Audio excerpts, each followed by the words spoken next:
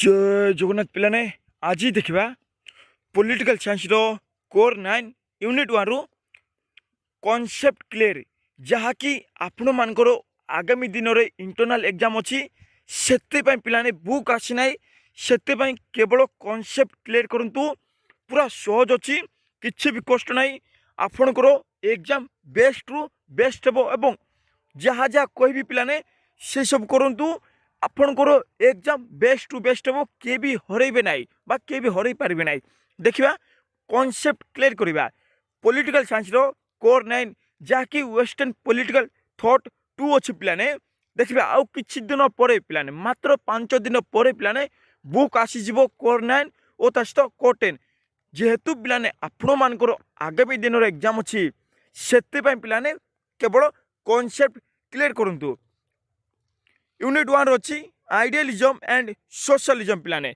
देखंतु दुई जन दार्शनिक अच्छे एठारे बा दुई जन दार्शनिक विषय पढ़िया पड़ो जन को ना हूँ हेगल एवं आउ जन को ना हूँ कार्ल मार्क्स पूरा इजी अच्छी पिलाने पूरा बुझेदेवी किसी भी कष्ट ना देखा हेगल कौन कहते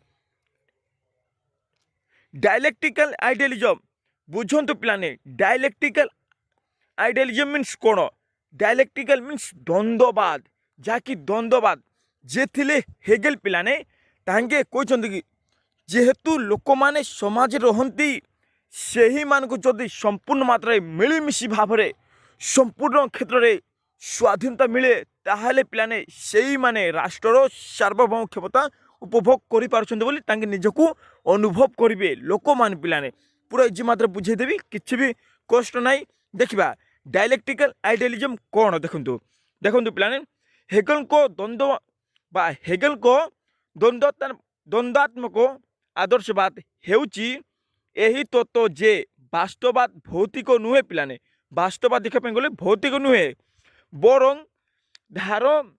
धारणागत किंबा आध्यात्मिक जहाँकि थीसिस ओ तास्त आंटीथीसिस एवं तास्त संश्लेषण बा सिंथेसिस एसब पिलाने मन रखिए 3टा अच्छी थीसिस आंटीथीसिस और तास्त सिंथेसिस एसब प्रक्रिया माध्यम विकसित हुए बोली कहुच्छी यही द्वंद्वात्मक पद्धति होउची पिलाने उच्चतर ज्ञान बा उच्चतर ज्ञान जहाँकि उच्च अधिक मात्रा ज्ञान रही थाए एवं जुक्तियुक्त सत्य जुक्तियुक्त कहीं कौन पाला कौन सत्य कहा कौन भूल कौन सत्य ये सब पिलाने जुक्तियुक्त ये सब अच्छे एवं तास्त मन रखिए सब पिलाने एवं जदि भी खाता काढ़ी नोट्स करेंगे ताहले आहरी भल खाता काढ़तु एवं तास्त नोट्स करनियंतु देखा जुक्तियुक्त सत्य रे पहुँचवा विरोध आभास गुड़िकर समाधान करने बा करिबारे प्रक्रिया जाछि से प्रक्रिया जहाँ को कि हेगेल ऐतिहासिक विकास रो मौलिक आधार बोली विवेचना करथिले हेगेल जे थिले पिलाने से हेगेल ऐतिहासिक बा इतिहास संबंधित विकास रो मौलिक आधार जहाँकि मौलिक आधार अच्छी से आधार बोली विवेचना करथिले बा धरी थिले देखिए गोटे गोटे देखते पिलाने बुझी नियंतु केवल कॉन्सेप्ट क्लियर करंतु माइंड पूरा फ्री करंतु एवं कॉन्सेप्ट कौन कह से सब क्लियर करंतु आपण माने आराम रे लिखिदे पारे देखा द्वंद्वात्मक आदर्शवाद रो मुख्य वैशिष्ट्य गुड़िक कौन कौन देखु आदर्शवाद जहाँ को कह जाए हेगेल विश्वास करथिले पिलाने जे परम सत्य मानसिक किंबा आध्यात्मिक प्रकृतिर देखु पिलाने सत्य कहाट केउठार अच्छी एवं केउठार सत्य मिलिबो देखु कह परम सत्य मानसिक किंबा आध्यात्मिक प्रकृति आध्यात्मिक जहाँकि देव बा स्पिरिचुआल जहाँकि भक्ति जहाँकि भगवान उपर बुझेब आध्यात्मिक से ही आध्यात्मिक पिलाने प्रकृतिर वास्तव जगत होउची पिलाने परमेश्वर देखु वास्तव जगत जाची ता होची परमेश्वर बा भगवान बा आत्मा बा भूतात्मा रो आत्मा प्रकाशन ये मन रखिए कथा वार्ता पद्धति देखा थीसिस कौन सूचाऊँगी एक प्रारंभिक धारणा किंबा स्थिति थीसिस जहाँ पिलाने ताहा गोटे ପ୍ରାରମ୍ଭିକ ଧାରଣା କିମ୍ବା ସ୍ଥିତି ଗୋଟେ ବିପରୀତତା ଏ ଯୁକ୍ତିର ବିରୋଧାଭାସ କିମ୍ବା ବିପରୀତ ଧାରଣା। ନେକ୍ସଟ ସଂଶ୍ଳେଷଣ ଯୁକ୍ତି ଓ ତା ସହିତ ପ୍ରତିଦର୍ଶକ ବା ପ୍ରତିତର୍କର ସଂଘର୍ଷରୁ ସୃଷ୍ଟି ହୋଇଥିବା ଏକ ନୂତନ ଉଚ୍ଚତର ଏବଂ ଅଧିକ ବ୍ୟାଘାତ ବା ବ୍ୟାପକ ଧାରଣା। ନେକ୍ସଟ ସମ୍ପୂର୍ଣ୍ଣ ଆଦର୍ଶବାଦ। ସମ୍ପୂର୍ଣ୍ଣ ଆଦର୍ଶବାଦ କ'ଣ? ହେଗେଲଙ୍କ ମତ ଅନୁସାର କୁହାଯାଉଛି ଯେ ପିଲାମାନେ ଇତିହାସ ଏକ ସରଳ ରେଖାରେ ଆଗକୁ ବଢ଼େ ନାହିଁ। ଇତିହାସ ଯାହା ଅଛି ପିଲାମାନେ ତାହା ସରଳ ରେଖା। ଇତିହାସକୁ ପଢ଼ିବା ପାଇଁ ହେଲେ ପିଲାମାନେ ଯୁକ୍ତିଯୁକ୍ତ କରିବା ପାଇଁ ପଡ଼ିଥାଏ ଏବଂ କ'ଣ ସତ୍ୟ କ'ଣ ଭୁଲ ସେସବୁ ଦେଖିବା ପାଇଁ ପଡ଼ିଥାଏ ଏବଂ ଷ୍ଟ୍ରଗଲ୍ କରିବା ପାଇଁ ପଡ଼ିଥାଏ। ତାହା ହେଉଛି ପିଲାମାନେ ଇତିହାସ। ସେ ଇତିହାସ ସହଜ ନାହିଁ ବୋଲି କୁହାଯାଉଛି। ବରଂ ଏହି ଦ୍ୱନ୍ଦାତ୍ମକ ବିକାଶ ମାଧ୍ୟମରେ ଯଦି ବିକାଶ ହୁଏ ତାହେଲେ ପିଲାମାନେ ଦ୍ୱନ୍ଦାତ୍ମକ ରହିଥିବ। କ'ଣ ଅଛି ସତ୍ୟ କ'ଣ ଅଛି ଭୁଲ ସେ ଇତିହାସକୁ ପୁରା ଟିକିନିକି ଭାବରେ ବ୍ୟାଖ୍ୟା କରିବା ପାଇଁ ପଡ଼ିବ। ସେ ସମ୍ପୂର୍ଣ୍ଣ ମନ ଆଡ଼କୁ ଗତି କରେ ଏବଂ ଯେଉଁଠାରେ ବିରୋଧାଭାସ ଶେଷ ହୁଏ ପରିବର୍ତ୍ତନ ହେଉଛି ସତ୍ୟ। ବାସ୍ତବତା ସ୍ଥିତି ସ୍ଥିର ନୁହେଁ। ପରିବର୍ତ୍ତନ ହେଉଛି ପିଲାମାନେ ସତ୍ୟ ବାସ୍ତବତା ସ୍ଥିର ନୁହେଁ ବରଂ ଏକ ନିରନ୍ତର ପରିବର୍ତ୍ତନଶୀଳ। ବରଂ ପିଲାମାନେ ପୁରା କଣ୍ଟିନ୍ୟୁଅସଲି ପରିବର୍ତ୍ତନଶୀଳ ପ୍ରକ୍ରିୟା ଯାହା କୁହାଯାଇଥାଏ। ଦେଖିବା ବା ସଂକ୍ଷେପରେ ପିଲାମାନେ ବୁଝିବା ପାଇଁ ଗଲେ ଯାହା ଦ୍ୱନ୍ଦ୍ୱ ଅଛି ସେଇ ଦ୍ୱନ୍ଦ୍ୱ ହେଉଛି ଗୋଟେ ଯୁକ୍ତିଯୁକ୍ତ। ହେଗେଲଙ୍କ ଦ୍ୱାରା ଯୁକ୍ତିଯୁକ୍ତ ବୋଲି କୁହାଯାଉଛି। ଯୁକ୍ତିଯୁକ୍ତ ପ୍ରକ୍ରିୟା କ'ଣ ପାଇଁ ହେଲା କାହିଁକି ହେଲା କ'ଣ ଭୁଲ ହେଲା ସେଇ ଯୁକ୍ତି ଦ୍ୱାରା କ'ଣ ଠିକ୍ କ'ଣ ନାହିଁ ସେସବୁ ପିଲାମାନେ ଯୁକ୍ତିଯୁକ୍ତ। ଏବେ ଦେଖିବା ପିଲାମାନେ କନସେପ୍ଟ ଅଫ୍ ଷ୍ଟେଟ୍। ଦେଖନ୍ତୁ ପିଲାମାନେ ବୁଝନ୍ତୁ ଷ୍ଟେଟ୍ ମିନ୍ସ ତାଙ୍କ ଅନୁସାରେ ପିଲାମାନେ ହେଗେଲଙ୍କ ଅନୁସାରେ ଯାହା କୁହାଯାଉଛି ସମ୍ପୂର୍ଣ୍ଣ ମାତ୍ରାରେ ଲୋକମାନଙ୍କର ପୁରା ମିଶିକରି ଯାଉଛି ପିଲାମାନେ ସବୁ ସହଯୋଗ ସୁବିଧା ମିଳେ ମିଶ୍ରଣ ହୁଏ ସ୍ୱାଧୀନତା ପାଏ ତାହେଲେ ପିଲାମାନେ ଭଲ ରାଷ୍ଟ୍ର ଗଠିତ ହେଇପାରିବ ବା ଗଠନ ହେଇପାରିବ ବୋଲି କୁହାଯାଉଛି। ଦେଖିବା ପୁରା କନସେପ୍ଟ କ୍ଲିୟର କରନ୍ତୁ। ଆଉ କିଛି ଦିନ ପରେ ପିଲାମାନେ ମାତ୍ର 5 ଦିନ ପରେ କୋର୍ 9 କୋର୍ 10 ଆସିଯିବ। କିଛି ବି ଡରିବା ନାହିଁ। ଯେଉଁମାନଙ୍କର ଆଗାମୀ ଦିନର ଏକ୍ଜାମ୍ ଅଛି ସେମାନେ ଦେଖି ନିଅନ୍ତୁ କନସେପ୍ଟ ଅଫ୍ ଷ୍ଟେଟ୍ ହେଗେଲଙ୍କ ଦ୍ୱାରା କ'ଣ କୁହାଯାଉଛି। ଦେଖନ୍ତୁ ହେଗେଲ ରାଜ୍ୟକୁ ସର୍ବୋଚ୍ଚ ନୈତିକ ପ୍ରତିଷ୍ଠାନ ଯାହାକି ଭୁଲ ଠିକ୍ ନୈତିକ ମିନ୍ସ ଭୁଲ ଠିକ୍ ପୃଥିବୀରେ ଈଶ୍ୱରଙ୍କ ପଦଯାତ୍ରା ପିଲାମାନେ ମିନ୍ସ ଏଠାରେ ତାଙ୍କେ ଯିଏ ଥିଲେ ହେଗେଲ ତାଙ୍କେ ଭଗବାନଙ୍କୁ ଆଣିଛନ୍ତି ତାହା କୁହାଯାଉଛି। ପୃଥିବୀରେ ଈଶ୍ୱରଙ୍କ ପଦଯାତ୍ରା ପୃଥିବୀରେ ଭଗବାନ ଆସିଛନ୍ତି ବା ପାଦ ପକାଇଛନ୍ତି ଏବଂ ଏକ ଜୈବିକ ସତ୍ତା ଭାବରେ ଗୋଟେ ଜୈବିକ ଯାହାର ଜୀବନ ଅଛି ପିଲାମାନେ ସେ ଜୀବନ ସତ୍ତା ଭାବରେ ବର୍ଣ୍ଣନା କରିଥିଲେ ବୋଲି କୁହାଯାଉଛି। ତାଙ୍କ ମତରେ ରାଜ୍ୟ ବ୍ୟକ୍ତିଗତ ସ୍ୱାର୍ଥକୁ ଅତିକ୍ରମ କରେ ଏବଂ ସାମୂହିକ ସ୍ୱାର୍ଥ ଏବଂ ଯୁକ୍ତିଯୁକ୍ତତାକୁ ମୂର୍ତ୍ତିମନ୍ତ କରେ ଯାହା ଇତିହାସରେ ସ୍ୱାଧୀନତାର ସର୍ବୋଚ୍ଚ ପ୍ରକାଶନ। ହେଗେଲଙ୍କ ରାଜ୍ୟ ତତ୍ତ୍ୱର ମୁଖ୍ୟ ବିନ୍ଦୁ ଗୁଡ଼ିକ ଦେଖିବା କ'ଣ କ'ଣ କୁହାଯାଉଛି ପିଲାମାନେ ମନେ ରଖନ୍ତୁ ଏବଂ ଯଦି ବି ଆପଣ ନୋଟ୍ସ କାଢ଼ିଛନ୍ତି ତାହେଲେ ପିଲାମାନେ ସେଇ ନୋଟ୍ସରେ ସବୁ ପଏଣ୍ଟ ଯାକ ଲେଖିଦିଅନ୍ତୁ ଏବଂ ପୁରା ବୁଝିକରି ଯାଆନ୍ତୁ। କିଛି ବି ଘୋଷିବା ଦରକାର ନାହିଁ ଏସବୁ ଭିତରୁ ହିଁ ଆସିବ। ପୃଥିବୀରେ ଈଶ୍ୱରଙ୍କ ଧାରଣା ପଏଣ୍ଟ 1 ପୃଥିବୀରେ ଈଶ୍ୱରଙ୍କ ଧାରଣା ହେଗେଲଙ୍କ ମତରେ କୁହାଯାଉଛି ଯେ ରାଷ୍ଟ୍ରର ଅସ୍ତିତ୍ୱ ଯୁକ୍ତି ଏବଂ ନୈତିକତା ଉପରେ ଆଧାରିତ। ହେଗେଲଙ୍କ ମତରେ କୁହାଯାଉଛି ପିଲାମାନେ ରାଷ୍ଟ୍ରର ଅସ୍ତିତ୍ୱ ଯୁକ୍ତି ଅସ୍ତିତ୍ୱ ମିନ୍ସ ଯିଏକି ବଞ୍ଚିବାରୁ ମରିବା ପର୍ଯ୍ୟନ୍ତ ସେଇ ଜାଗାରେ ଜନ୍ମଗ୍ରହଣ କରିଥିବ ଅସ୍ତିତ୍ୱ ତାହା କୁହାଯାଇଥାଏ। ସେ ଅସ୍ତିତ୍ୱ ଯୁକ୍ତି ଏବଂ ତା ସହିତ ନୈତିକତା ଉପରେ ଆଧାରିତ। ନୈତିକତା ମିନ୍ସ ଯାହାକି ଭୁଲ ଠିକ୍ ଏହା କୌଣସି ଧାରଣା ଏହା କୌଣସି ସାଧାରଣ ସଂସ୍ଥା ନୁହେଁ। ଏହା ଗୋଟିଏ ସାଧାରଣ ସଂସ୍ଥା ନୁହେଁ ପିଲାମାନେ ବରଂ ଦେଖିବା ପାଇଁ ଗଲେ ଏକ ଦିବ୍ୟ ସଂସ୍ଥା ଯାହାକି ଭଗବାନ ସଂସ୍ଥା। ଦିବ୍ୟ ମିନ୍ସ ଭଗବାନ ପୁରା ପାୱାର ଶକ୍ତି ଦିବ୍ୟ ମିନ୍ସ ଈଶ୍ୱରଙ୍କ ଶକ୍ତି। ଇତିହାସରେ ଯୁକ୍ତିଯୁକ୍ତତାର ଚୂଡ଼ାନ୍ତ ପ୍ରକାଶନ। ସର୍ବୋଚ୍ଚ ଲକ୍ଷ୍ୟ ରାଜ୍ୟ ନିଜେ ଏକ ଲକ୍ଷ୍ୟ ଏବଂ ନୁହେଁ କେବଳ ନାଗରିକଙ୍କ ଅଧିକାର କିମ୍ବା ସମ୍ପତ୍ତିକୁ ସୁରକ୍ଷା ଦେବାର ଏକ ଉପାୟ।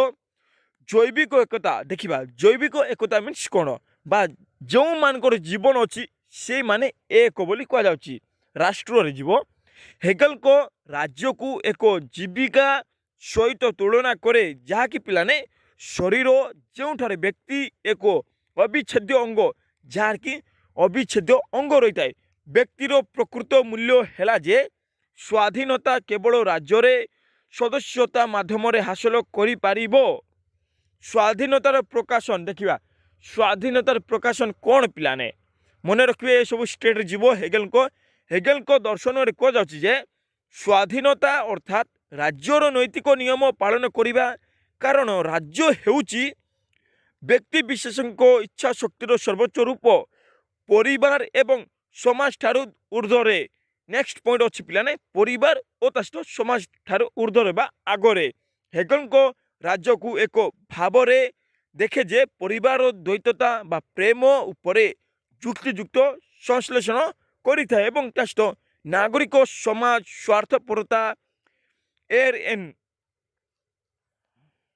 ଓ ତା ସହିତ ସଂକ୍ଷେପରେ ହେଗେଲଙ୍କ ପାଇଁ ଏକ ଯୁକ୍ତିଯୁକ୍ତ ଏବଂ ନୈତିକ ଅବସ୍ଥା ହେଉଛି ଯେଉଁଠାରେ ବ୍ୟକ୍ତି ତାଙ୍କର ସର୍ବୋଚ୍ଚ ସମ୍ଭାବନାରେ ପହଞ୍ଚିଥାଏ। ଯୁକ୍ତିଯୁକ୍ତ ରହିବ ଏବଂ ତା ସହିତ ନୈତିକତା ରହିବ। ହେଗେଲଙ୍କ ରାଷ୍ଟ୍ର ହିସାବରେ ଦେଖିବା ପାଇଁ ଗଲେ ଯୁକ୍ତିଯୁକ୍ତ ରହିବ, ଯୁକ୍ତି କରିବ, ସେ ଯୁକ୍ତି କ'ଣ ଠିକ୍ କ'ଣ ଭୁଲ ସେ ହିସାବରେ ଯିବ ଏବଂ ତା ସହିତ ନୈତିକତା ଯାହା ଅଛି ପିଲାମାନେ ସେଇ ଅବସ୍ଥା ଅନୁସାରେ ବ୍ୟକ୍ତି ତାଙ୍କର ସର୍ବୋଚ୍ଚ ସମ୍ଭାବନାରେ ପହଞ୍ଚି ପାରିଥାଏ। ଏସବୁ ଅଛି ପିଲାମାନେ। ଏବେ ଦେଖିବା ଥିଓରି ଅଫ୍ ଫ୍ରିଡମ୍। ଫ୍ରିଡମ୍ ବିଷୟରେ କ'ଣ କହିଛନ୍ତି? ଥିଓରି ଅଫ୍ ଫ୍ରିଡମ୍ ପିଲାମାନେ ମନେ ରଖିବେ। ଦେଖିବା ଗୋଟେ ଗୋଟେ ଦେଖନ୍ତୁ, ପୁରା କନସେପ୍ଟ କ୍ଲିୟର କରନ୍ତୁ, କିଛି ବି କଷ୍ଟ ନାହିଁ। ହେଗେଲଙ୍କ ସ୍ୱାଧୀନତାର ଧାରଣା ହେଉଛି ପିଲାମାନେ ଅର୍ଥ କେବଳ ଜଣେ ଯାହା ଇଚ୍ଛା କରେ ପିଲାମାନେ ତାହା କରିବା ନୁହେଁ, ଜଣେ ଯାହା ଇଚ୍ଛା କରେ ତାହା କରିବା ନୁହେଁ, ବରଂ ଦେଖିବା ପାଇଁ ଗଲେ ଯୁକ୍ତିଯୁକ୍ତ ନିୟମ। ପିଲାମାନେ ସମ୍ପୂର୍ଣ୍ଣ ମାତ୍ରାରେ ହେଗେଲ ଯିଏ ଥିଲେ ତାଙ୍କେ କେବଳ ଯୁକ୍ତିଯୁକ୍ତ ଏବଂ ତା ସହିତ ନିୟମ ଉପରେ ହିଁ ବା ନୈତିକତା ଉପରେ ହିଁ କହିଛନ୍ତି। ଯୁକ୍ତିଯୁକ୍ତ ନିୟମ ଓ ତା ସହିତ ନୈତିକ ଜୀବନ ଏବଂ ରାଜ୍ୟର ଢାଞ୍ଚାରେ ଆତ୍ମା ସ୍ୱାକ୍ଷତ। ହେଗେଲଙ୍କ ମତରେ କୁହାଯାଉଛି ଯେ ସ୍ୱାଧୀନତାର ଅର୍ଥ ହେଉଛି ପିଲାମାନେ ସାର୍ବଜନୀନ ସହିତ ବ୍ୟକ୍ତିଗତ ଇଚ୍ଛାର ମିଶ୍ରଣ। ସମସ୍ତଙ୍କ ଜୀବନ ସହିତ ଲୋକମାନଙ୍କର ଇଚ୍ଛା ଯାହା ଅଛି ସେ ଇଚ୍ଛା ମିଶିଥିବ, ତାହା କୁହାଯାଉଛି। ହେଗେଲଙ୍କ ତତ୍ତ୍ୱର ମୁଖ୍ୟ ବିନ୍ଦୁ ଦେଖିବା, ରାଜ୍ୟରେ ସ୍ୱାଧୀନତା ସାକାର ହୁଏ। ପଏଣ୍ଟ ଦେଖନ୍ତୁ ପିଲାମାନେ, ରାଜ୍ୟରେ ସ୍ୱାଧୀନତା ସାକାର ହୁଏ। ହେଗେଲ ବିଶ୍ୱାସ କରୁଥିଲେ ଯେ ସ୍ୱାଧୀନତା କେବଳ ସେହି ରାଜ୍ୟ ମଧ୍ୟରେ ପ୍ରକୃତରେ ସାକାର ହୋଇପାରିବ। ସ୍ୱାଧୀନତା ଯାହାକି ଲୋକମାନେ ପାଖରେ ବା ଲୋକମାନେ ପାଇପାରିବେ, ଏହା ସେହି ରାଜ୍ୟ ପ୍ରକୃତରେ ସାକାର ମିନ୍ସ ବିକାଶ ହୋଇପାରିବ ଯେଉଁଠାରେ କି ଆଇନ ଏବଂ ତା ସହିତ ନୈତିକ ନିୟମ ରହିବ, ଯାହାକି ସମ୍ବିଧାନ ଅନୁସାରେ ବା କିଛି ଆଇନ ଥିବ ବା କିଛି ନୀତି ରହିବ ବା କିଛି ନୈତିକତା ନିୟମ ରହିବ। ଯଦି ସବୁ ରହେ ତାହେଲେ ସାକାର ହୋଇପାରିବ ବୋଲି କୁହାଯାଉଛି। ଯୁକ୍ତିଯୁକ୍ତ ଏବଂ ସାମ୍ପ୍ରଦାୟିକ ସ୍ୱାଧୀନତା ସ୍ୱେଚ୍ଛାଚାରୀ ନୁହେଁ। ଯୁକ୍ତିଯୁକ୍ତ ଏବଂ ତା ସହିତ ପିଲାମାନେ ସାମ୍ପ୍ରଦାୟିକ ସ୍ୱାଧୀନତା ସ୍ୱେଚ୍ଛାଚାରୀ ନୁହେଁ ବୋଲି କୁହାଯାଉଛି। କିନ୍ତୁ ଏହା ପିଲାମାନେ ରାଜ୍ୟରେ ସ୍ୱାଧୀନତା ସାକାର ହୁଏ। ହେଗେଲ ବିଶ୍ୱାସ କରୁଥିଲେ ଯେ ପିଲାମାନେ ସ୍ୱାଧୀନତା କେବଳ ସେହି ରାଜ୍ୟ ମଧ୍ୟରେ ପ୍ରକୃତ ସାକାର ହେଇଥିବ ଯାହାକି ଆଇନ ଥିବ ଏବଂ ତା ସହିତ ନୈତିକ ନିୟମ ରହିବ। ଯୁକ୍ତିଯୁକ୍ତ ସାମ୍ପ୍ରଦାୟିକ ସ୍ୱାଧୀନତା ସ୍ୱେଚ୍ଛାଚାରୀ ନୁହେଁ ପିଲାମାନେ, କିନ୍ତୁ ବରଂ ଯୁକ୍ତିଯୁକ୍ତତାରେ ମୂଳ ଏବଂ ତା ସହିତ ଏହା ଏକ ସ୍ୱାଧୀନତା ଯାହା ସାମୂହିକ ଜୀବନ ଏବଂ ସାମାଜିକ ମାନଦଣ୍ଡ ସହିତ ସୁସଙ୍ଗତ। ଆତ୍ମନିର୍ଣ୍ଣୟ ବା ନିଜେ କ'ଣ ନିର୍ଣ୍ଣୟ ନେଇପାରିବା। ହେଗେଲଙ୍କ ସ୍ୱାଧୀନତା ହେଉଛି ପିଲାମାନେ ଯେତେବେଳେ ଆମେ ଆମର ଉଚ୍ଚତର ଯୁକ୍ତିଯୁକ୍ତ ସ୍ୱଭାବ ଅନୁସାରେ କାର୍ଯ୍ୟ କରୁ। ଯେତେବେଳେ କି ଆମେ ଯୁକ୍ତିଯୁକ୍ତ ଥିବ, ସ୍ୱଭାବ ହେଇଥିବ ଏବଂ ସେହି ଅନୁସାରେ କାର୍ଯ୍ୟ କରିଥାଉ। ବ୍ୟକ୍ତିଗତ ଏବଂ ସମାଜ ବା ଜନସାଧାରଣଙ୍କ ମିଳନ, ବ୍ୟକ୍ତିଗତ ଓ ତା ସହିତ ଜନସାଧାରଣଙ୍କ ମିଳନ ବା ସମ୍ପର୍କ କେଉଁପରି ସେମାନେ ମିଳୁଛନ୍ତି, ତାଙ୍କ ପାଇଁ ସତ୍ୟ ବ୍ୟକ୍ତିବାଦ କେବଳ ସମାଜ ଏବଂ ରାଜ୍ୟର ଅନୁଷ୍ଠାନ ମଧ୍ୟରେ ବିକଶିତ ହୋଇପାରିବ ବ୍ୟତୀତ ନୁହେଁ। ରାଜ୍ୟର ଅନୁଷ୍ଠାନ ମଧ୍ୟରେ ବିକଶିତ ହୋଇପାରିବ, ଏହା ବ୍ୟତୀତ ନୁହେଁ ପିଲାମାନେ। ସଂକ୍ଷେପରେ କହିବା ପାଇଁ ଗଲେ এই অবস্থা ହେଉଛି ପରମେଶ୍ୱର ପୃଥିବୀରେ ଅବତରଣ କରିଥିଲେ, ଯାହାକି ଭଗବାନ ହିଁ ଏଠାରେ ବା ଏ ପୃଥିବୀରେ ଆସିଥିଲେ। ସେଥିପାଇଁ ପିଲାମାନେ ପ୍ରକୃତରେ ସ୍ୱାଧୀନତା ହେବା ହେଉଛି ଯୁକ୍ତିଯୁକ୍ତ ନୀତିକୁ ପାଳନ କରିବା। ଯଦି ସମ୍ପୂର୍ଣ୍ଣ ଭାବରେ ସ୍ୱାଧୀନତା ଦେଖିବା ପାଇଁ ହେଲେ ଯୁକ୍ତିଯୁକ୍ତ ସମ୍ପୂର୍ଣ୍ଣ ମାତ୍ରାରେ ଦେଖିବା ପାଇଁ ମିଳିବ ବା ଯୁକ୍ତିଯୁକ୍ତକୁ ଆପଣେଇବା କେମିତି ହେଲା ସେ ଯୁକ୍ତିଯୁକ୍ତ ପିଲାମାନେ ନୀତିକୁ ପାଳନ କରିବା ପାଇଁ ଆବଶ୍ୟକ। ଏହା ଥିଲା ପିଲାମାନେ ଦେଖନ୍ତୁ ହେଗେଲଙ୍କ କ'ଣ ଥିଲା ଏସବୁ ଥିଓରି ପିଲାମାନେ। ଏବେ ଦେଖିବା କାର୍ଲ ମାର୍କ୍ସ। ପୁରା ଇଜି ମାତ୍ରାରେ ବୁଝେଇଦେବି, ପୁରା ଇଜି ଅଛି, କିଛି ବି କଷ୍ଟ ନାହିଁ। ଏବଂ ପୁରା ବୁଝନ୍ତୁ ପିଲାମାନେ, ଯାହାକି ହେଗେଲଙ୍କ ଦ୍ୱାରା କ'ଣ କୁହାଯାଇଛି, ଗୋଟେ ଥିବ ଯୁକ୍ତିଯୁକ୍ତ ଏବଂ ଆଉ ଗୋଟେ ଥିବ ନୈତିକତା। ଏବଂ ତାଙ୍କେ କହିଥିଲେ ପିଲାମାନେ ଯାହାକି ଭଗବାନ ହିଁ ପୃଥିବୀରେ ପଦ ବା ପୃଥିବୀରେ ଆସିଥିଲେ, ତାହା ପିଲାମାନେ ଯୁକ୍ତିଯୁକ୍ତ ହିସାବରେ ଯାଉଛି। ସେଇ ଯୁକ୍ତିଯୁକ୍ତ ହିସାବରେ ସ୍ୱାଧୀନତା ମିଳିବ। ସ୍ୱାଧୀନତା କିପରି ଭାବରେ ମିଳିବ ତାହାକୁ ଯୁକ୍ତିଯୁକ୍ତ କରିବା ଦରକାର ବୋଲି କୁହାଯାଉଛି। ଏବେ ଦେଖିବା କାର୍ଲ ମାର୍କ୍ସ। ପୁରା ଇଜି ମାତ୍ରାରେ କହିଦେବି, କିଛି ବି କଷ୍ଟ ନାହିଁ, ପୁରା ଆସାନରେ ବୁଝନ୍ତୁ, ପୁରା କନସେପ୍ଟ କ୍ଲିୟର କରନ୍ତୁ ପିଲାମାନେ। ଆରାମରେ ଭଲ ମାର୍କ ଆଣି 100% ପିଲାମାନେ ଭଲ ମାର୍କ ଆଣି ପାସ୍ ହେବେ। କାର୍ଲ ମାର୍କ୍ସ ଦେଖନ୍ତୁ ଡାଇଲେକ୍ଟ୍ରିକାଲ ମେଟେରିଆଲିଜମ, ଯାହାକି ଗୋଟେ ବସ୍ତୁବାଦକୁ ବୁଝାଇଥାଏ। ଦ୍ୱନ୍ଦ୍ୱାତ୍ମକ ବସ୍ତୁବାଦ, ହିଷ୍ଟୋରିକାଲ ମେଟେରିଆଲ ବା ଐତିହାସିକ ବସ୍ତୁବାଦ ଓ ତା ସହିତ କନସେପ୍ଟ ଅଫ୍ କ୍ଲାସ, ଯାହାକି ଶ୍ରେଣୀର ସଂଘର୍ଷ ବୁଝାଉଛି। ଏବଂ କ୍ୟାପିଟାଲିଷ୍ଟ ଏକ୍ସପ୍ଲଏଟେସନ, ଯାହାକି ପୁଞ୍ଜିବାଦୀ ଗରିବ ଲୋକମାନଙ୍କୁ ଶୋଷଣ କରିଥାନ୍ତି। ଷ୍ଟେଟ୍ ଆଣ୍ଡ ରିଭଲ୍ୟୁସନ, ଷ୍ଟେଟ୍ ଏବଂ ତା ସହିତ ଷ୍ଟେଟ୍ ମିନ୍ସ ଯାହାକି ପିଲା ତାଙ୍କ ଅନୁସାରେ ଷ୍ଟେଟ୍ ରହିବା ଅନୁଚିତ ବୋଲି କହିଥିଲେ। ଏବଂ ରିଭଲ୍ୟୁସନ ମିନ୍ସ ବିପ୍ଳବ। ଏଇସବୁ ପିଲାମାନେ ବିପ୍ଳବ ଦେଖିବା, ପୁରା ଇଜି ମାତ୍ରାରେ ବୁଝେଇଦେବି, କିଛି ବି କଷ୍ଟ ନାହିଁ, କେବଳ ବୁଝିଯାଆନ୍ତୁ। ଯେଉଁମାନଙ୍କର ଆଗାମୀ ଦିନର ଏକ୍ଜାମ ଅଛି ସେଇମାନଙ୍କ ପାଇଁ ପିଲାମାନେ। ଏବଂ ଆଉ କିଛି ଦିନ ପରେ ପିଲାମାନେ କୋର୍ 9 କୋର୍ 10 ଆସିଯିବ। ଯେଉଁମାନଙ୍କର ଇଣ୍ଟରନାଲ ଏକ୍ଜାମ ନାହିଁ ସେଇମାନଙ୍କ ପାଇଁ। ଏବଂ ଯଦି ଯେଉଁମାନଙ୍କର ଏକ୍ଜାମ ଅଛି ତାହେଲେ ପିଲାମାନେ ଦେଖି ନିଅନ୍ତୁ, ଆପଣଙ୍କର ଏକ୍ଜାମ ବେଷ୍ଟ ଟୁ ବେଷ୍ଟ ହେବ, କିଏ ବି ହରେଇ ପାରିବେ ନାହିଁ ବା ଆପଣ ପୁରା ଭଲ ଭାବରେ ଲେଖି କରି ଆସିବେ। ଏସବୁ ଭିତରୁ ହିଁ ଆସିବ ପିଲାମାନେ। ଦେଖନ୍ତୁ କାର୍ଲ ମାର୍କ୍ସ ଡାଇଲେକ୍ଟ୍ରିକାଲ ମେଟେରିଆଲିଜମ ବା ଦ୍ୱନ୍ଦ୍ୱାତ୍ମକ ବସ୍ତୁବାଦ। ଦେଖନ୍ତୁ ପିଲାମାନେ ଦ୍ୱନ୍ଦ୍ୱାତ୍ମକ ବସ୍ତୁବାଦ ହେଉଛି ପିଲାମାନେ ଦାର୍ଶନିକ ହିଗେଲ ଦ୍ୱନ୍ଦ୍ୱାତ୍ମକର ବୈଜ୍ଞାନିକ ବିଶ୍ଳେଷଣ କରି। ଦେଖନ୍ତୁ ପିଲାମାନେ ହିଗେଲକୁ ନା ଆସିଲା, ଯାହାକି ଦ୍ୱନ୍ଦ୍ୱାତ୍ମକ ବୈଜ୍ଞାନିକ ବିଶ୍ଳେଷଣ କରି ଏବେ ଆମେ ପଢ଼ିଲେ କି ହିଗେଲ ତାଙ୍କ ଦ୍ୱାରା ହିଁ ଏସବୁ ହେଇଛି। ଏହାକୁ ଏକ ପରିବର୍ତ୍ତନଶୀଳ ଦର୍ଶନ ରୂପେ ପ୍ରତିପାଦିତ କରିଥିଲେ। ଏହାକୁ କିପରି ଭାବରେ ଚେଞ୍ଜ ହେଇପାରିବ ତାହାକୁ ଆଗକୁ ଆଣିଥିଲେ ବୋଲି କୁହାଯାଉଛି। ଦାର୍ଶନିକ କାର୍ଲ ମାର୍କ୍ସ ସମାଜବାଦ ଦର୍ଶନକୁ ବୁଝାଇବାକୁ ଯାଇ ଦ୍ୱନ୍ଦ୍ୱାତ୍ମକ ଆଶ୍ରୟ ନେଇଥିଲେ। କାର୍ଲ ମାର୍କ୍ସ ଯେ ଥିଲେ ତାଙ୍କେ ସମାଜବାଦକୁ କିପରି ଭାବରେ ବୁଝେଇବେ ତାହାକୁ ନେଇକିନା ପିଲାମାନେ ଦ୍ୱନ୍ଦ୍ୱବାଦର ଆଶ୍ରୟ ନେଇଥିଲେ। ଦ୍ୱନ୍ଦ୍ୱାତ୍ମକ ଅନୁସାରେ ପରସ୍ପର ବିରୋଧୀ ଚିନ୍ତାଧାରାର ସଂଘର୍ଷ ନୂତନ ଦର୍ଶନ ଓ ସମାଜ ସୃଷ୍ଟି କରିଥାଏ। ଦ୍ୱନ୍ଦ୍ୱ ଅନୁସାରେ ପିଲାମାନେ ଯଦି ଦ୍ୱନ୍ଦ୍ୱ ଅନୁସାରେ ପରସ୍ପର ବିରୋଧୀ ଦୁଇ ଜଣ ବିରୋଧୀ ପିଲାମାନେ ଚିନ୍ତାଧାରା ଯଦି ସେଇମାନଙ୍କର ଚିନ୍ତାଧାରା ଅନୁସାରେ ସଂଘର୍ଷ ହୁଏ, ସେ ସଂଘର୍ଷ ଦ୍ୱାରା ନୂତନ ଦର୍ଶନ ଓ ତା ସହିତ ନୂତନ ସମାଜ ସୃଷ୍ଟି କରିଥାଏ। ଏହି ମାନେ କୌଣସି ଦ୍ରବ୍ୟ ସ୍ଥାୟୀ ନୁହଁ ବୋଲି ଧରିଥିଲେ ବା ଧରି ନେଇ ସର୍ବଦା ପୁରାତନର ମୃତ୍ୟୁରେ ନୂତନ ଜନ୍ମ ହୁଏ ବୋଲି ମତ ପୋଷଣ କରିଥାନ୍ତି। ଏବଂ ସେହି ନୂତନ ପୁଣି ପୁରାତନରେ ପରିଣତ ହୁଏ। ପୁରାତନ କ୍ରୋଡ଼ରେ ପୁଣି ଏକ ଉଚ୍ଚ ପର୍ଯ୍ୟାୟ ପ୍ରତିଷ୍ଠା କରି ନୂତନ ସୃଷ୍ଟି କରିଥାଏ। ଏହାକୁ ଦ୍ୱନ୍ଦ୍ୱମୂଳକ ବିକାଶ ଧାରା କୁହାଯାଇଥାଏ। ହିଗେଲଙ୍କ ମତରେ କୁହାଯାଉଛି ଯେ ଆଦର୍ଶଗତ ବିକାଶର ପ୍ରତିକ୍ରିୟାକୁ ପକ୍ଷ ଓ ବିପରୀତ ଅବସ୍ଥାରେ ପ୍ରକାଶ ପାଇବାକୁ ପ୍ରତିପକ୍ଷ ଏବଂ ଉଭୟ ଚିନ୍ତାଧାରାର ସମ୍ମିଶ୍ରଣକୁ ସମନ୍ୱୟ କୁହାଯାଇଥାଏ। ମାର୍କ୍ସ ଦ୍ୱନ୍ଦ୍ୱକୁ ବିକାଶର ପଥ ରୂପେ ଗ୍ରହଣ କରିଥିଲେ। ମାର୍କ୍ସ ଯେ ଥିଲେ କାର୍ଲ ମାର୍କ୍ସ ତାଙ୍କେ ଦ୍ୱନ୍ଦ୍ୱକୁ ବିକାଶର ପଥ ବୋଲି ଗ୍ରହଣ କରିଥିଲେ। ତାଙ୍କରି ମତରେ କୁହାଯାଉଛି ପିଲାମାନେ ଐତିହାସିକ ପରିବର୍ତ୍ତନ ଦ୍ୱନ୍ଦ୍ୱ ସଂଗ୍ରାମ ରୋଧ ପ୍ରତିରୋଧ ଦ୍ୱାରା ହିଁ ସମ୍ପନ୍ନ ହୋଇପାରିଥାଏ। ତାଙ୍କରି ମତରେ ବର୍ତ୍ତମାନ ସମାଜରେ ପୁଞ୍ଜି ହେଉଛି ପକ୍ଷ, ଯାହା ପାଖରେ ପୁଞ୍ଜି ଅଛି ସେଗୁଡ଼ିକ ହେଲା ପଜିଟିଭ ହିସାବରେ ବା ତାଙ୍କ ପଟରେ ସମସ୍ତେ ରହିବ। ଏବଂ ଶ୍ରମିକ ହେଉଛନ୍ତି ପ୍ରତିପକ୍ଷ, ଯାହା ପାଖରେ ଟଙ୍କା ଅଛି ସେହି ହେଉଛି ପୁଞ୍ଜିପତି ଏବଂ ଯାହା ପାଖରେ ଟଙ୍କା ନାହିଁ ସେ ହେଉଛି ଶ୍ରମିକ, ଯାହାକି ଶ୍ରମିକ ହିଁ ପୁଞ୍ଜିପତି ପାଖରେ ରହିଥାଏ, କାମ କରିଥାଏ, ଖଟିଥାଏ। ତେଣୁ କୁହାଯାଉଛି ଦେଖିବା ଏବେ ଦେଖିବା ଐତିହାସିକ ବସ୍ତୁବାଦ ପିଲାମାନେ ଦେଖନ୍ତୁ ଯାହା ଯାଉଛି ସେସବୁ କନସେପ୍ଟ କ୍ଲିୟର କରିଦେବି, କିଛି ବି ଡରିବା ନାହିଁ। ବୁକ୍ ଆସିଯିବ, ଆରାମରେ ବୁଝି ଯାଆନ୍ତୁ, କେବଳ କନସେପ୍ଟ କ୍ଲିୟର କରନ୍ତୁ। ଦେଖନ୍ତୁ ଐତିହାସିକ ବସ୍ତୁବାଦ ମିନ୍ସ କ'ଣ? ଦାର୍ଶନିକ କାର୍ଲମାର୍କ୍ସ ଅନୁସାରେ କାର୍ଲମାର୍କ୍ସ ଓ ତା ସହିତ ଏଙ୍ଗେଲ୍ସ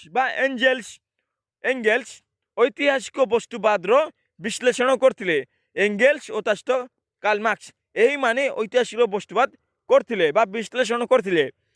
ହିଗେଲଙ୍କ ମତରେ ଐତିହାସିକ ପରିବର୍ତ୍ତନ ଧାରଣା ବା ଚିନ୍ତା ଦ୍ୱାରା ସମ୍ଭବପର ହୋଇଥାଏ, କିନ୍ତୁ ମାର୍କ୍ସବାଦ ମତରେ କୁହାଯାଉଛି ଯେ ଏହା କେବଳ ବସ୍ତୁବାଦ ମାଧ୍ୟମରେ ହିଁ ସମ୍ଭବ ହୋଇପାରିଥାଏ। ଏହା କେବଳ ବସ୍ତୁବାଦ ମାଧ୍ୟମରେ ହିଁ ସମ୍ଭବପର ହୋଇପାରିଥାଏ। ଏହାକୁ ପିଲାମାନେ ଐତିହାସିକ ବସ୍ତୁବାଦ ବୋଲି କୁହାଯାଇଥାଏ। ମାର୍କ୍ସବାଦ ଯାହା ଅଛି, ସେଇ ମାର୍କ୍ସବାଦ ମତରେ ଅର୍ଥନୈତିକ ସର୍ତ୍ତ ଐତିହାସିକ ବିଭବର୍ତ୍ତିତ ନିର୍ଦ୍ଧାରିତ କରିଥାଏ। ମନୁଷ୍ୟର ଅଭାବ ପୂରଣ ଓ ସମାଜରେ ଅର୍ଥନୈତିକ ସମସ୍ୟା ପ୍ରତିଷ୍ଠା ସାମ୍ୟବାଦର ମୂଳ ଲକ୍ଷ୍ୟ ଅଟେ। ମାର୍କ୍ସବାଦ ଅନୁସାରେ ସମାଜର କ୍ରମ ବିକାଶ ବିଭିନ୍ନ ସ୍ତର ସମୂହ ହେଲା ଆଦିମ ସମାଜବାଦ, ଦାସତ୍ୱ ପ୍ରଥା, ସାମନ୍ତବାଦ, ପୁଞ୍ଜିବାଦ ଓ ସମାଜବାଦ।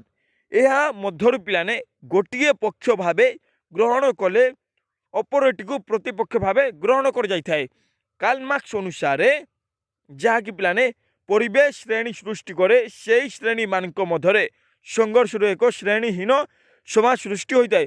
ଯଦି ପିଲାମାନେ ପୁଞ୍ଜିପତି ଓ ତା ସହିତ ଶ୍ରମିକମାନଙ୍କ ମଧ୍ୟରେ ଷ୍ଟ୍ରଗଲ ହୁଏ, ତାହେଲେ ପିଲାମାନେ ସେହି ସମାଜରେ ଶ୍ରେଣୀହୀନ ରହିବ, ଯାହାକି ସେମାନଙ୍କ ମଧ୍ୟରେ ଭେଦଭାବ ଦେଖାଯିବ ନାହିଁ।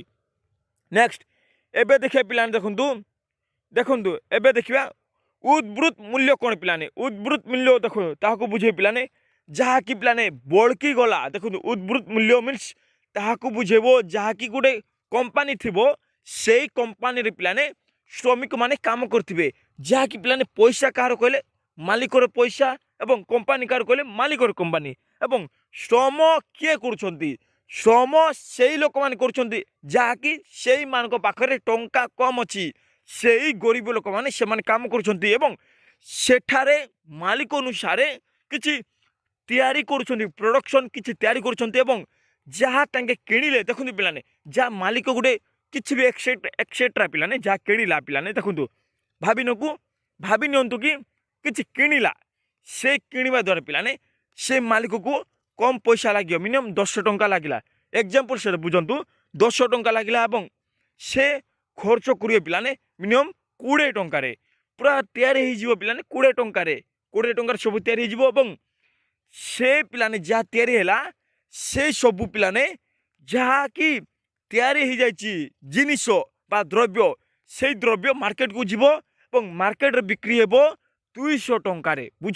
ବୁଝନ୍ତୁ ପିଲାମାନେ, ଦେଖନ୍ତୁ ସେଇ ମାର୍କେଟରେ ବିକ୍ରି ହେବ 200 ଟଙ୍କାରେ, କିଣିଲା 10 ଟଙ୍କା ଏବଂ ସବୁ ଲାଗିଲା ପିଲାମାନେ 20 ଟଙ୍କା ଖର୍ଚ୍ଚ ଏବଂ ବିକ୍ରି ହେଉଛି 200 ଟଙ୍କା। ଏବଂ ସେଇ ସବୁ ପିଲାମାନେ ଯାହା ବଳକିଗଲା, ପିଲାମାନେ ସେଇ ଯାହା ବଳକିଗଲା ସେଇ ସବୁ ପିଲାମାନେ ମାଲିକ ନେଇଯାଇଥାଏ। ଟଙ୍କା ଯାହା ବଳକିଗଲା ପିଲାମାନେ ସେଇ ଟଙ୍କା ମାଲିକ ନେଇଯାଇଥାଏ ଏବଂ ଶ୍ରମିକମାନଙ୍କୁ କମ୍ ଦେଇଥାଏ।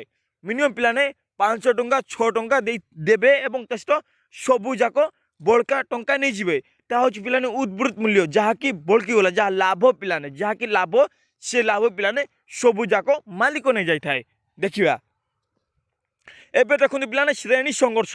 କାର୍ଲମାର୍କ୍ସ ଅନୁସାରେ ଯିବ ଶ୍ରେଣୀ ସଂଘର୍ଷ ଅଛି ପିଲାମାନେ। ଦେଖନ୍ତୁ ଏଠାରେ ଲେଖାଯାଇଛି କନସେପ୍ଟ ଅଫ କ୍ଲାସ ବା ଶ୍ରେଣୀ ସଂଘର୍ଷ। ପିଲାମାନେ ଦେଖନ୍ତୁ ପୁରା ଇଜି ମାତ୍ରାରେ ବୁଝନ୍ତୁ, ଶ୍ରେଣୀ ସଂଘର୍ଷ ତାହାକୁ ହିଁ କୁହାଯିବ ଯାହାକି ପୁଞ୍ଜିପତି ମିନ୍ସ ବୁର୍ଜୁଆ ମିନ୍ସ ଯାହା ପାଖରେ ଟଙ୍କା ଅଛି, ସେହି ବ୍ୟକ୍ତି ଯାହାକି ଗୋଟେ କମ୍ପାନୀ ଖୋଲିଥିବ, ଯାହାକି କିଛି ତିଆରି କରିଥିବ, ଯାହାକି କିଛି ପ୍ରଡକ୍ସନ୍ ରଖିଥିବ, ସେଇ ଜାଗାରେ ପିଲାମାନେ କିଏ କାମ କରିବେ? ଯେଉଁମାନେ ଲେବର ଥିବେ, ଯେଉଁମାନେ ଶ୍ରମିକ ଥିବେ, ସେହିମାନେ ପୁଞ୍ଜିପତି ପାଖରେ କାମ କରିବେ। ଶ୍ରେଣୀ ସଂଘର୍ଷ ତାହାକୁ ହିଁ କୁହାଯିବ ପିଲାମାନେ, ଯାହାକି ସେଇ ବ୍ୟକ୍ତିମାନେ ବା ଶ୍ରମିକମାନେ ଯାହାକି ପିଲାମାନେ ପୁଞ୍ଜିପତି ମାନଙ୍କ ପାଖରେ କାମ କରୁଛନ୍ତି, କିନ୍ତୁ ସେଇମାନଙ୍କୁ ଭଲ ଭାବରେ ସୁବିଧା ମିଳୁନାହିଁ ବା ସେଇମାନଙ୍କୁ ଯାହା ଟଙ୍କା ମିଳିବା କଥା ପିଲାମାନେ ସେହି ଟଙ୍କା ସେହିମାନଙ୍କୁ ମିଳୁନାହିଁ। ଯାହା ତାଙ୍କୁ ପିଲାମାନେ ଟଙ୍କା ମିଳିବ ସେଇ ଟଙ୍କା ପୁଞ୍ଜିପତି ବା ମାଲିକ ଦବେଇ ଦେଉଛନ୍ତି, ନିଜ ପଟକୁ ନେଇ ଯାଉଛନ୍ତି। ଏବଂ ଯାହା ପିଲାମାନେ ଶ୍ରେଣୀ ସଂଘର୍ଷ, ଏହାକୁ ବୁଝିବା ପିଲାମାନେ ଯାହା ଶ୍ରେଣୀ ସଂଘର୍ଷ ତାହାକୁ ହିଁ କୁହାଯିବ, ଯାହାକି ପୁଞ୍ଜିପତି ଏବଂ ତା ସହିତ ଶ୍ରମିକ ମଧ୍ୟରେ ଶ୍ରେଣୀ ସଂଘର୍ଷ ହେବ, ଯାହାକି ଗରିବ ଲୋକମାନଙ୍କର ଉନ୍ନତି କରିବା କଥା ଉନ୍ନତି ହେଉନାହିଁ, ସେ ଉନ୍ନତି ହେବ ଏବଂ ଯାହାକି ସେଇମାନଙ୍କ ମଧ୍ୟରେ ଭେଦଭାବ ଅଛି ବା ସେଇମାନଙ୍କୁ କମ୍ ଟଙ୍କା ଦିଆଯାଉଛି, ସେଇ ଟଙ୍କା ସମ୍ପୂର୍ଣ୍ଣ ମାତ୍ରାରେ ତାଙ୍କୁ ଅଧିକ ମିଳିବ। ଯେହେତୁ ପିଲାମାନେ ଶ୍ରମିକମାନେ ଅଧିକ କାମ କରନ୍ତି ଏବଂ ଯାହା ରହିଗଲେ ମାଲିକ କିଛି କରନ୍ତି ନାହିଁ, ପିଲାମାନେ ଯାହା ଶ୍ରମିକମାନେ ସବୁ କାର୍ଯ୍ୟ କରିଥାନ୍ତି। ଯେହେତୁ ପିଲାମାନେ ସେଇମାନଙ୍କୁ ଅଧିକ ଟଙ୍କା ମିଳିବ, ତାହେଲେ ପିଲାମାନେ ଶ୍ରେଣୀ ସଂଘର୍ଷ ନ ହେଇକିନା ଶ୍ରେଣୀହୀନ ସମାଜ ପ୍ରତିଷ୍ଠା ହେବ, ଯାହାକି ସେମାନଙ୍କ ମଧ୍ୟରେ ଭେଦଭାବ ହିଁ ରହିବ ନାହିଁ। ସର୍ବରା ମିନ୍ସ ଯିଏକି ପିଲାମାନେ ପୁରା ଶୋଷଣ ହେଉଛନ୍ତି ଶ୍ରମିକମାନେ, ସର୍ବରା କୃଷକ, ଶ୍ରମିକ, ଆଦିବାସୀ ଏକ୍ସେଟ୍ରା ପିଲାମାନେ, ଯାହାକି ଗରିବ ଲୋକମାନେ ଅଛନ୍ତି, ସେଇ ଗରିବ ଲୋକମାନେ ଶୋଷଣ ହେଉଛନ୍ତି ସେଇମାନଙ୍କର ବିକାଶ ପାଇଁ। ଯଦି ପିଲାମାନେ ଶ୍ରେଣୀ ସଂଘର୍ଷ ମିନ୍ସ ତାଙ୍କେ ଷ୍ଟ୍ରଗଲ୍ କରିବେ କାହା ସହିତ, ପୁଞ୍ଜିପତି ଯାହା ପାଖରେ ଟଙ୍କା ଅଛି ସେଇମାନଙ୍କ ସହିତ ଷ୍ଟ୍ରଗଲ୍ କରିବେ ଏବଂ ଷ୍ଟ୍ରଗଲ୍ କରି ଶ୍ରେଣୀହୀନ ସମାଜ, ଯାହାକି ସେମାନଙ୍କ ମଧ୍ୟରେ ଭେଦଭାବ ହିଁ ଦେଖାଯିବ ନାହିଁ। ଯଦି ଭେଦଭାବ ଦେଖାଯିବ ନାହିଁ ତାହେଲେ ପିଲାମାନେ ସେଇମାନଙ୍କର ବିକାଶ ହେଇପାରିବ, ଯେଉଁମାନେ କି କାମ କରୁଥିବେ ଶ୍ରମିକମାନେ। ନେକ୍ସଟ ଏବେ ଦେଖିବେ ପିଲାମାନେ କ୍ରମବର୍ଦ୍ଧମାନ ଯନ୍ତ୍ରଣା ତତ୍ତ୍ୱ। ଦେଖନ୍ତୁ ପିଲାମାନେ କ୍ରମବର୍ଦ୍ଧମାନ କ'ଣ ବୁଝନ୍ତୁ ପିଲାମାନେ, ପୁରା ଏଜି ମାତ୍ର ବୁଝେଇଦେବି। ମାର୍କ୍ସବାଦ, ସାମ୍ୟବାଦ ଶ୍ରମିକ ଶ୍ରେଣୀର ଜୀବନ ଧାରଣର ମାନ ଶିଳ୍ପର ଅଭିବୃଦ୍ଧି ସହ ତାଳମେଳ ହେବା ପାଇଁ ଦିନକୁ ଦିନ ପିଲାମାନେ ନିମ୍ନଗାମୀ ହେଉଛି।